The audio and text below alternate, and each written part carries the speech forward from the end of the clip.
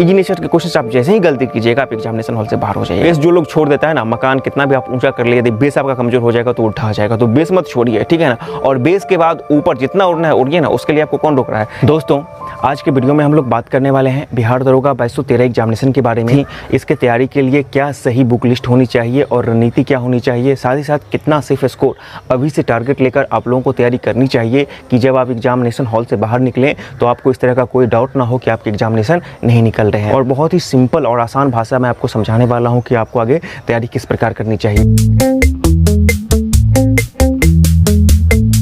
पूरे वीडियो का जो मोटो हमने रखा है वो रखा है slow and steady wins the race. हम लोगों को बहुत स्लोली आगे बढ़ना है, ठीक है ना, और स्लोली बढ़कर ही हमको सफलता तक पहुंचना है और पहुंचेंगे।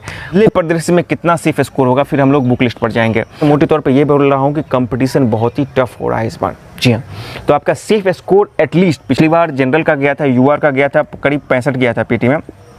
अब इस 65 को भूल जाइए और इससे 10% इंक्रीज करने की बात हमेशा दिमाग में रखिए। मेरा एक अपना जो असेसमेंट है, मोटे तौर पर आप किसी भी कैटेगरी के हों, अभी आपके पास टाइम है और आप इसको अचीव कर सकते हैं, तो आप मिनिमम 80% टारगेट लेकर चले कि हम 80 क्वेश्चन सही करके आएंगे।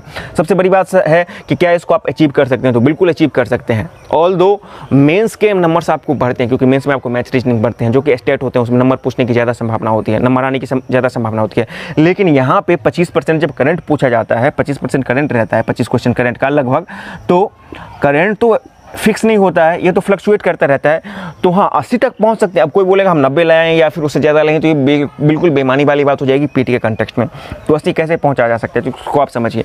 5 तो आपको मैथ का क्वेश्चन पूछता है जो कि स्टेट रहता है और लगभग हर एक लोग बना सकते हैं इसको, ठीक है ना, और ये बनाना ही होंगे आपको। उसके बाद 70 मैं मोटे तौर पर मान के चलता हूँ, 70 या 65 से 70 मान के चलता हूँ जीएस जीके के। ये भी बहुत ही इजी नेचर के क्वेश्चंस होते हैं, तो इसको भी आप कर सकते हैं। और 25 में से आपको ऐसा भी नहीं है कि आपको 10 भी नहीं, मतलब कि करंट बनेगा, 15 भी करंट नहीं बनेगा, और इतना नहीं बनेगा तो आपके रिजल्ट नहीं होंगे।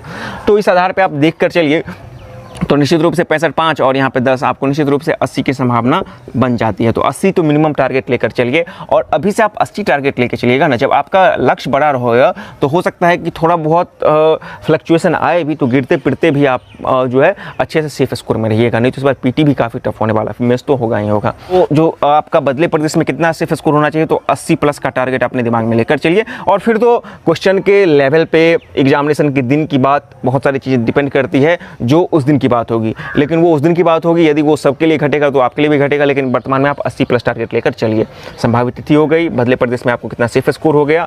अब आ जाते हैं सबसे महत्वपूर्ण बुक लिस्ट पर, क्योंकि इसके क्वेरीज काफ़ी आए। देखिए बुक लिस्ट जो यहाँ पे आपको मैं बताने जा रहा हूँ, इसके लिए हमने अपने जितने भी जीडी क्लब के स्टूडेंट थे उनके फीडबैक लिए हैं, जो सफल स्टूडेंट हैं उनके फीडबैक लिए हैं। आपके सामने बिल्कुल बेसिक्स बुक्स के साथ मेनली तीन ही बुक को आपके सामने पेश कर रहा हूँ। आपको पता है कि 100 क्वेश्चन है और इसमें 1/4 आपको करंट रहता है, ठीक है ना, जिसमें कि 5 मैथ के रहते हैं और रेस्ट जीके जीएस के रहते हैं। सबसे पहले आपको लूसेंट पढ़ना है।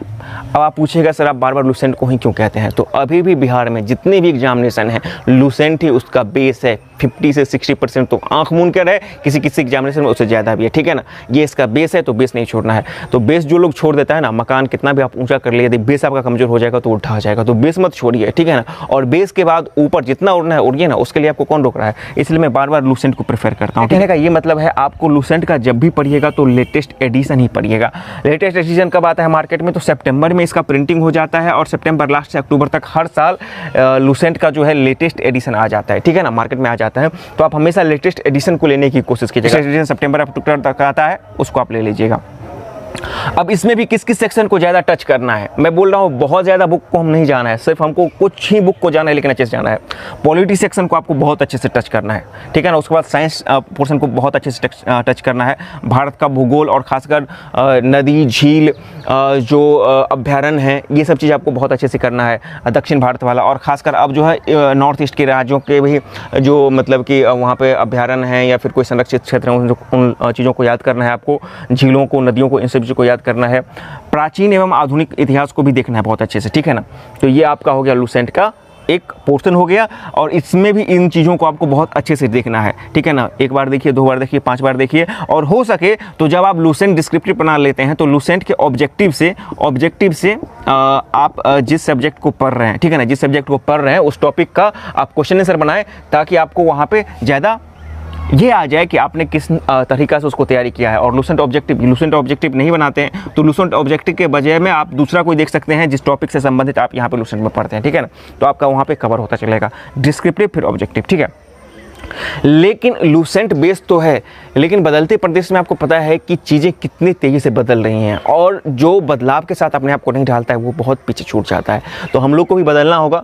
लूसेंट की जो कुछ कमियां रह जाती है या जो कुछ चीज़ें वहाँ पर टॉपिक कम रहता है उसको हमको प्रतिपूर्ति करना है एड्स के रूप में। एड्स कहाँ से आएगा हमारे पास? तो घटना चक्र। जी हाँ, ये जो घटना चक्र है इससे हमारा एड आएगा और एडिशन के रूप में हम लोग घटना चक्र के कुछ महत्वपूर्ण टॉपिक पढ़ेंगे जिसमें कि इतिहास को पढ़ना है, ठीक है। और ये ना सिर्फ बीपीएससी के लिए मतलब दरोगा के लिए बल्कि बीपीएससी के लिए भी बहुत ही महत्वपूर्ण चीज़ है। इतिहास पढ़ेंगे, विज्ञान पढ़ेंगे, ये घटना चक्र का आएगा, भूगोल पढ़ेंगे, पर्यावरण एवं पारिस्थितिकी तो बहुत इंपॉर्टेंट हो जाता है, हर्ट हो जाता है। क्यों हर्ट हो जाता है कि ये ऐसा एक सेक्शन है पर्यावरण एवं परिस्थिति, और करंट एक ऐसा सेक्शन है कि स्टूडेंट में डिफरेंस पैदा करता है। जी हाँ, पर्यावरण और परिस्थितिकी और करंट ही एक ऐसा सेक्शन है जो हर एक स्टूडेंट को एक दूसरे से अलग कर देता है मार्किंग के स्केल में, ठीक है ना। बाकी तो एवरेज चलता रहता है, सबको लगभग कमोबेश आते रहता है, लेकिन यही दोनों। तो इसीलिए पर्यावरण और पारिस्थितिकी को तो अच्छा से पढ़ना ही है जो आपका घटना चक्र का आएगा। और पर्यावरण और पारिस्थितिकी के लिए एक और बुक मैं रिकमेंड करता हूँ और वो है आपको दृष्टि क्विक बुक। इस दोनों को आप पर्यावरण पारिस्थितिकी के लिए पढ़ जाइएगा और जब इसको पढ़िएगा ना तो मैं गारंटी देता हूँ पीटी तो आपको पूछेंगे, मेंस में भी आप दूसरे बच्चों से 3 से 4 क्वेश्चंस का लीड लीजिएगा। देखिए ये जो चीज़ मैं बता रहा हूँ ना बिल्कुल निचोड़ बता रहा हूँ, कोई अपने मन ग्रंथ की बात नहीं कर रहा हूँ, ठीक है ना। और ये ट्रस्टेड देखा गया है तब मैं बता रहा हूँ। पर्यावरण पारिस्थितिकी का दृष्टि का कोई बुक तो आपको लेना ही है, पर्यावरण पारिस्थितिकी का आपको घटना चक्र का बुक तो लेना ही है, और साथ ही साथ आपको जो लूसेंट में उसको मतलब लूसेंट में ये सेक्शन थोड़ा सा कमजोर है और ये सेक्शन अक्सर जो है बीपीएससी का बहुत ही हॉट टॉपिक है और आपको अलग करेगा, निश्चित रूप से करेगा, आप लिख लीजिए। उसके बाद राजनीति, पॉलिटिका और अर्थव्यवस्था का। तो बस आपको जीएस के लिए इतना ही बुक पढ़ना है और इतना बुक आप पढ़ जाइए ना अच्छे से तो पढ़ जाइए। हम तो बोल रहे हैं कि 80% खाली कवर कर लीजिए, आपको कोई नहीं रोकेगा जी। जिसका एग्जाम में छूट रहा है ना, आप पूछिए जाकर उनको तकलीफ क्या होती है कि वो जो इजी नेचर के क्वेश्चंस होते हैं उसको कहीं ना कहीं गलती कर देते हैं। और इजी नेचर के क्वेश्चंस आप जैसे ही गलती कीजिएगा आप एग्जामिनेशन हॉल से बाहर हो जाइएगा। और इतना चीज़ आप पढ़िएगा ना तो वो आपको गलत नहीं होने देगा। और जो हार्ड नेचर का क्वेश्चन है वो तो सबके लिए हार्ड होगा, वो तो तत्क्षणिक आपके प्रेजेंस ऑफ माइंड और आपके एक्सपीरियंस पर डिपेंड करेगा कि आप उसको कैसे डील करते हैं। लूसेंट लेटेस्ट एडिशन पढ़ना है, उसमें भी पॉलिटी, साइंस, भारत, भूगोल, प्राचीन एवं आधुनिक इतिहास को फोकस करना है। घटना चक्र का इतिहास, विज्ञान, भूगोल, पर्यावरण एवं पारिस्थितिकी, राजनीतिक और अर्थव्यवस्था पढ़ना है। और पर्यावरण एवं पारिस्थितिकी का दृष्टि का कुक बुक भी लेना। इससे ज़्यादा कुछ नहीं पढ़ना है। बहुत ज़्यादा ये टॉपिक आपको लगता है कम है, मैं बोलता हूँ बहुत ज़्यादा है, बल्कि आपको उसको पढ़ना है, लाइन बाय लाइन पढ़ना है। आपको इन सारे चीज़ों को अपने दिमाग में लेना होगा, ठीक है ना, और बहुत ज़्यादा इधर उधर नहीं भागना होता। ये दो बुक हो गया। अब आप जाइए करंट के लिए। करंट के लिए क्या करना है, तो एसपीडी आप पढ़िए। एसपीडी का मंथली आता है और हाफ ईयरली आती है। आप जिसमें कंफर्ट हैं और जिस चीज़ को आप लेट हैं उसको पढ़िए एसपीडी, ठीक है। परीक्षा मंथन अर्धवार्षिकांक है उसको आप पढ़ जाइएगा जब भी आएगा, लेटेस्ट आएगा, ठीक है ना। और सबसे महत्वपूर्ण एडिटोरिया, जब भी आपके एग्जामिनेशन डेट घोषित हो जाएंगे तो एडिटोरिया आएगा ही आएगा। एडिटोरिया को आपको पढ़ना ही पढ़ना है। जी हाँ, ये बिल्कुल बिहार के एग्जामिनेशन को बेस्ड करके, कंसेप्चुअल बेस्ड करके एग्जामिनेशन के लिए क्वेश्चंस तैयार करती है। तो ये आपका हो गया करंट का, ठीक है ना। तो करंट का तैयार तो बिल्कुल आप पर डिपेंड करता है, लेकिन जीएस के लिए इससे आपको कहीं नहीं भागे बढ़ना है। बाकी कोई कुछ बोले इधर पढ़ो उधर पढ़ लो, नहीं, देखना ही नहीं उधर को, उसको भूलिए, ठीक है ना। इस सब में आपको कुछ ऐड करना है तो दृष्टि का क्विक बुक सबसे ज़्यादा आप ऐड कर सकते हैं, इससे ज़्यादा नहीं। काफ़ी है, ये काफ़ी है। इसी को बार बार पढ़ते रहिए, कंटिन्यूसली पढ़ना है, कंटिन्यूसली आपको कंटिन्यूस पढ़ना है। प्रैक्टिस सेट भी आपको बाजार से लेना है, टाइम मैनेजमेंट हो जाएगा, ठीक है। और दूसरा आप क्वेश्चन के नेचर को समझ पाएंगे, बस यही बात है। प्रैक्टिस आप कब लाइएगा, जब आपके इधर के तैयारी होंगे तभी प्रैक्टिस सेट पर जाइएगा। इन्हीं की प्रैक्टिस सेट पर पहले घुस जाइए और इधर का तैयारी खत्म कर दीजिए। लेकिन 10 दिन 15 दिन पहले तक आपको छोड़ देना होगा प्रैक्टिस सेट, ठीक है ना। उसको आप वहाँ पर कैरी मत कीजिएगा। मैं आपको लूसेंट पढ़िए, लूसेंट के भी खास सेक्शन हमने बता दिया है। घटना चक्र के कुछ सेक्शंस पढ़िए और दृष्टि का क्विक बुक पर्यावरण पारिस्थितिकी का तो लेना ही है। मंथली हाफ ईयरली पढ़ सकते हैं करंट का, या फिर परीक्षा मंथन अर्धवार्षिक पढ़ सकते हैं। यदि आप परीक्षा मंथन अर्धवार्षिक पढ़ते हैं तो एसपीडी का आप मंथली ले लीजिए और एडिटोरिया जब भी आएगा तो उसको पढ़ लेना है। साथ ही आप कोई चाहते तो यूट्यूब चैनल ज्वाइन कर सकते हैं।